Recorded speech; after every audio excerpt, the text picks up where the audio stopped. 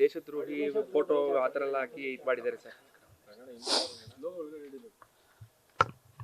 ಪ್ರತಾಪ್ ಸಿಂಹ ದೇಶದ್ರೋಹಿನೋ ದೇಶ ಪ್ರೇಮಿನೋ ಅನ್ನೋದನ್ನ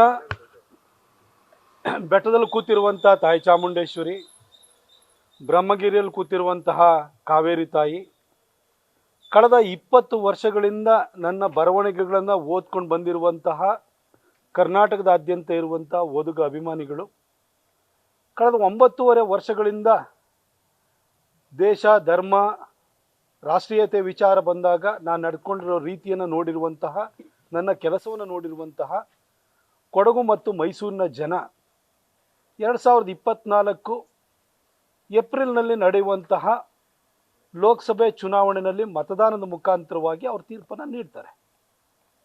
ಅವರು ಅಲ್ಟಿಮೇಟ್ ಆಗಿ ತೀರ್ಪು ಕೊಡಬೇಕಾದರೂ, ಜಡ್ಜ್ ಮಾಡಬೇಕಾದರೂ ಅವರು, ನಾನು ದೇಶ ಪ್ರೇಮಿನೋ ದೇಶ ಭಕ್ತನೋ ಅನ್ನೋದನ್ನು ಅವ್ರು ತೀರ್ಮಾನ ಮಾಡ್ತಾರೆ. ಅವ್ರ ತೀರ್ಮಾನಕ್ಕೆ ನಾನು ಬಿಟ್ಟಿದ್ದೀನಿ.